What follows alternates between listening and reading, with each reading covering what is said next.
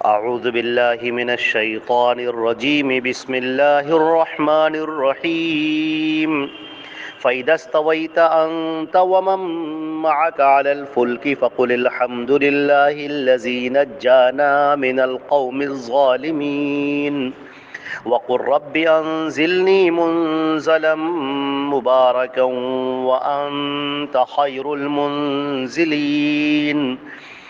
ان فی ذلک لآیات وان كنا لمبتلین۔ یہ سورہ مومنون کی آیت نمبر 28، 29 اور 30 ہے، 28، 29 اور 30۔ اور ترجمہ ان تینوں آیات کا یہ ہے: اور جب تم اور جو تمہارے ساتھ کشتی پر سوار ہیں جب سوار ہو جاؤ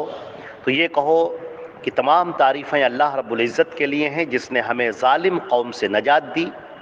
اور تم یہ کہو کہ اے ہمارے پروردگار تو ہمیں اتار مبارک جگہ پر،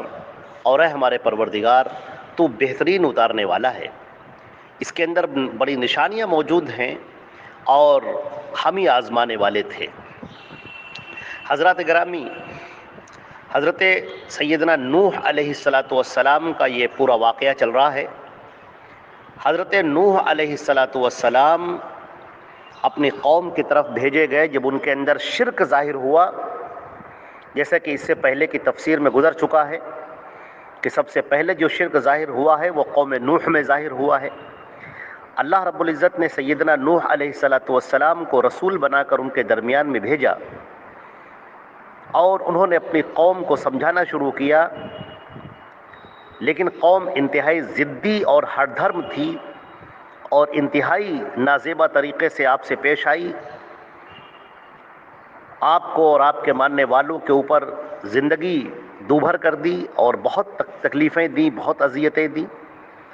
حضرت نوح علیہ السلام صبر کے ساتھ جمے رہے اور توحید کی دعوت دیتے رہے، اللہ کا پیغام ان تک پہنچاتے رہے۔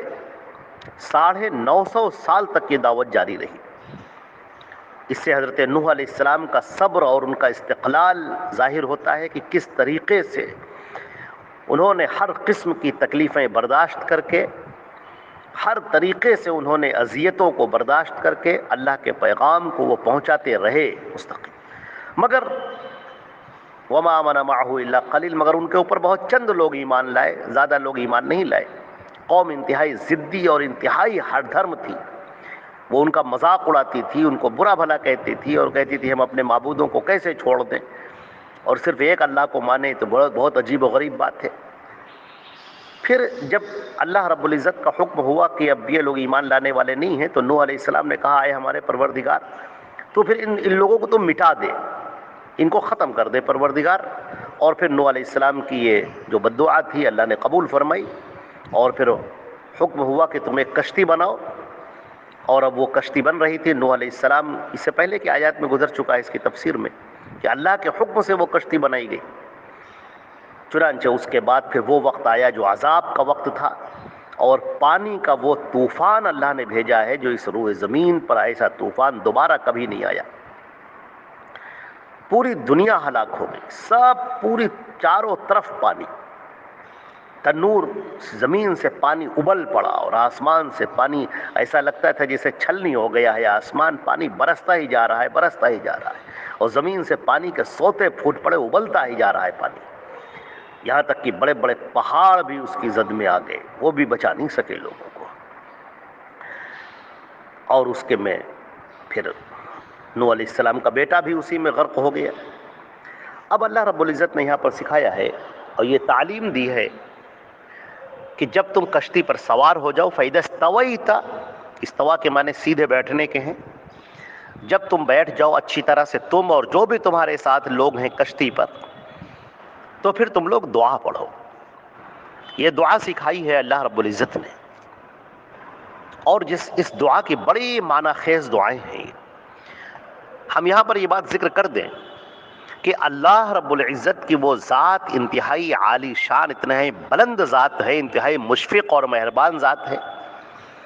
جو اپنے بندوں کو مانگنے کا سلیقہ بھی سکھاتی ہے کہ تم ہم سے کیسے مانگو، کیسے طلب کرو، کن الفاظ میں طلب کرو، کیسے طلب کرو۔ اللہ ہمیں اور آپ کو توفیق عطا فرمائے۔ تو دعاؤں کی جو کتاب ملتی ہیں، مسنون دعائیں جو صحیح احادیث کی روشنی میں ہوں، ان کا ترجمہ پڑھیے آپ، اور اس ترجمے پر غور کیجیے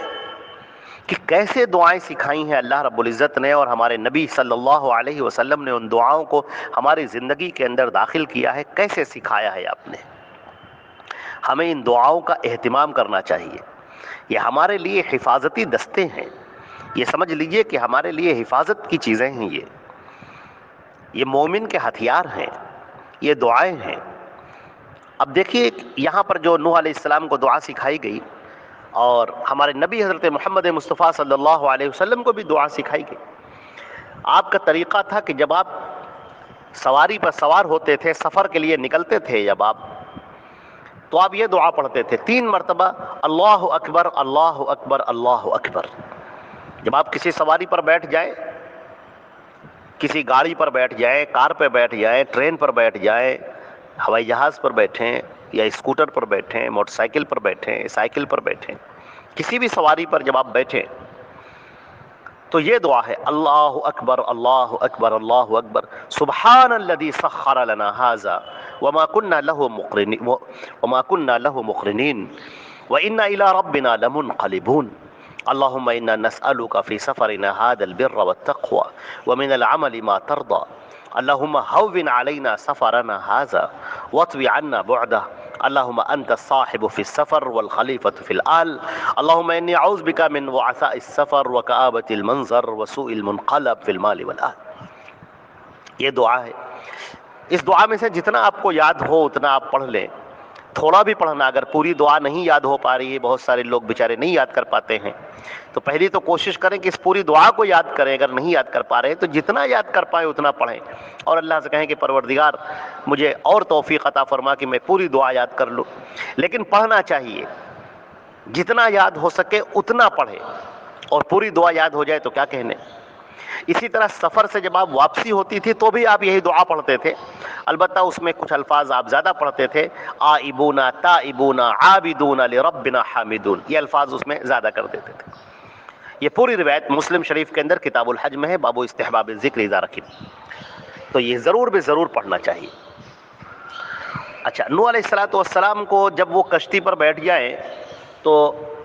یہ بھی دعا سکھائی گئی ہے جو سورہ ہود میں ہے، بسم اللہ مجریہا و مرساہا ان ربی لغفور الرحیم، اللہ کے نام کے ساتھ ہے، اللہ ہی کے بابرکت نام کے ساتھ ہے اس کا چلنا بھی، اس کا ٹھہرنا بھی، بے شک میرا رب بہت ہی معاف کرنے والا اور بہت ہی رحمان و رحیم ہے، بہت ہی معاف کرنے والا ہے، بہت رحیم ہے۔ جب کہیں پر داخل ہوں تو بھی یہ دعا سکھائی، جیسے یہاں پر حضرت نوح علیہ السلام کو اللہ نے یہ دعا سکھائی، وَقُلْ رَبِّ أَنزِلْنِي مُنزَلًا مُبَارَكًا، اے ہمارے پروردگار تو ہمیں ایک بابرکت جگہ پر داخل فرما دے، اور تو بہترین اتارنے والا ہے، بہترین داخل کرنے والا ہے۔ ہمارے نبی صلی اللہ علیہ وسلم کو بھی اللہ نے یہ دعا سکھائی ہے، وَقُلْ رَبِّ أَدْخِلْنِي مُدْخَلَ صِدْقٍ وَأَخْرِجْنِي مُخْرَجَ صِدْقٍ وَاجْعَل لِّي مِن لَّدُنكَ سُلْطَانًا نَّصِيرًا، یہ سورہ بنی اسرائیل کی آیت نمبر 80 میں ہے، 80 میں۔ تو اگر موقع ہو آپ حضرات کو تو اس سورہ بنی اسرائیل کی آیت نمبر 80 کی تفسیر ایک مرتبہ دوبارہ سن لی جائے، اس کے اندر دعاؤں کا بھی تذکرہ ہوا ہے، تو یہ ضرور بھی ضرور اس کو سنیے۔ تو یہ دعائیں ہیں جو ہمارے نبی صلی اللہ علیہ وسلم نے ہمیں سکھائی ہیں، اللہ رب العزت نے قرآن پاک میں سکھائی ہیں یہ دعائیں۔ تو ان دعاؤں میں سے کوئی بھی دعا کو آپ پڑھیں یا ساری دعاؤں کو آپ پڑھیں، جتنی بھی دعائیں یاد ہو سکیں پڑھیں، یہ دعائیں ہمارے لیے بہت قوت فراہم کرتی ہیں، طاقت فراہم کرتی ہیں۔ اب اللہ نے فرمایا فَإِذَا اسْتَوَيْتَ أَنْتَ وَمَن مَّعَكَ عَلَى الْفُلْكِ، جب تم اور جو بھی تمہارے ساتھ کشتی پر سوار ہیں، جب یہ اچھی طرح سے بیٹھ جائیں تو یہ کہیں الحمدللہ، تمام تعریفیں اللہ رب العزت کے لیے ہیں، الذی نجانا، جس نے ہمیں نجات دی، من القوم الظالمین، ظالم قوم سے۔ یہ ظالم قوم کون ہے؟ ایک تو شرک کرنے والی قوم ہے، شرک سب سے بڑا ظلم ہے، اس سے بڑا ظلم کچھ ہے ہی نہیں، سب سے بڑا ظلم تو شرک کرنا ہے۔ تو ایک تو ظالم کیا، اللہ تیرا شکر ہے کہ تو نے ہمیں ان لوگوں سے نجات دی، اور دوسرے یہ کہ ظالم آپ کے اوپر زیادتی کرنے والے، پریشان کرنے والے، اذیت دینے والے، تکلیفیں دینے والے، زندگی دوبھر کرنے والے، یہ وہ لوگ تھے۔ اے ہمارے پروردگار تیرا لاکھ لاکھ شکر ہے کہ تو نے ہمیں اس ظالم قوم سے نجات دے دی۔ اور آپ یہ کہیں ربی، اے ہمارے پروردگار، انزلنی منزلن، ہمیں اتار تو ایسی مبارک، ایسا اتارنا جو مبارک ہو، برکت کے ساتھ میں ہو، خیر ہو، برکت ہو، عافیت ہو، جہاں پر سکون ہو، اطمینان ہو، تیری رحمتیں نازل ہوتی ہوں، تیرا رزق ہمیں فراہم ہو، وانت خیر المنزلین، اور تو بہترین اتارنے والا ہے،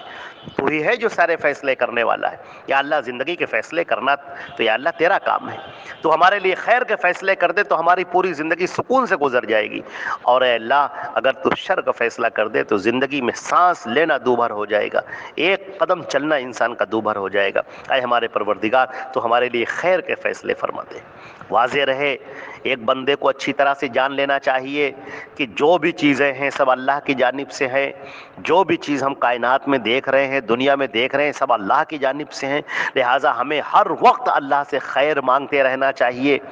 اپنے آپ کے ہدایت کے لیے دعا کرنا چاہیے، اپنی برکت کے لیے دعا کرنی چاہیے، اللہ سے رزق مانگنا چاہیے، عمر میں برکت مانگنی چاہیے، عمل صالح مانگنا چاہیے، عمل صالح کی توفیق مانگنی چاہیے، اللہ رب العزت سے نیک کام کی توفیق مانگنی چاہیے۔ تو ہمیں ہر وقت اللہ رب العزت سے مانگتے رہنا چاہیے، کیا ہے ہمارے پروردگار تو ہی تو عطا کرنے والا ہے، تو ہی تو اتارنے والا ہے، تو ہی تو فیصلے کرنے والا ہے، اے اللہ تقدیر تیری لکھی ہوئی ہے، تو جب چاہے اسے بدل دے، یا اللہ تو میرے حق میں بدل دے، یا اللہ فَإِن لَا رَادَّ لِقَضَائِهِ إِلَّا هُوَ، اللہ کے فیصلوں کو سوائے اللہ کے کوئی دوسرا ٹالنے والا نہیں ہے، جو اللہ نے لکھ دیا کوئی دوسرا اسے ٹال نہیں سکتا، جو اللہ کا فیصلہ ہے کوئی اسے تبدیل نہیں کر سکتا، وہ صرف اللہ کی ذات ہے جو خود جو چاہے فیصلہ کرے، کوئی اس کو روکنے والا نہیں۔ فرمایا ان فی ذالک لآیات، اس کے اندر بڑی نشانیاں ہیں، یہ پڑھ کے دیکھو، یہ نوح کا قصہ سنو، اس پر تدبر کرو، غور کرو، بڑی نشانیاں ہیں۔ وَإِن كُنَّا لَمُبْتَلِينَ، اور ہم تو شروع سے آزماتے رہے ہیں، یہ آزمائش میں مبتلا ہونا تو ہے، ہر مومن کو مبتلا ہونا ہوگا آزمائش میں، یہ دنیا آزمائش کے لیے ہی بنائی گئی ہے، تمہارے ہر وقت تمہاری آزمائش ہے، تم خیر کرتے ہو یا شر کرتے ہو، یہ تمہاری آزمائش ہے، تمہارے اوپر جو پریشانیاں اور دقتیں اور مصیبتیں آتی ہیں یہ دقتیں آزمائش کے طور پر ہیں، اور بسا اوقات تمہارے گناہوں کی سزا بھی ہوتی ہیں دنیا میں، اور بڑی سزائیں آخرت میں ملیں گی۔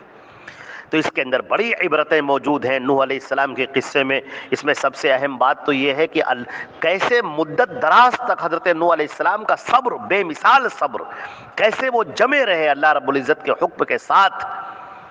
ہم لوگوں کو بھی اسی صبر نوح کا مظاہرہ کرنا ہوگا، اسی استقامت کا مظاہرہ کرنا ہوگا، ایک لمحے کے لیے بھی ہمارے پیر لڑکھانے نہ پائیں، ایک لمحے کے لیے بھی ہم کفر اور شرک کی طرف مائل نہ ہونے پائیں۔ حضرت نوح علیہ السلام کی جو آپ نے بددعا کی فوراً وہ قبول ہو گئی، آپ کے دشمن غرق کر دیے گئے، اللہ نے ان کے رسالت کی تصدیق کی، ان کی تعریف کی، ایسا طوفان بھیج دیا کہ پہاڑ بھی نہ بچا سکے، اور اہل ایمان کی حفاظت فرمائی، اور ان کا انتظام فرمایا، ان کی رہائش کا، کھانے پینے کا،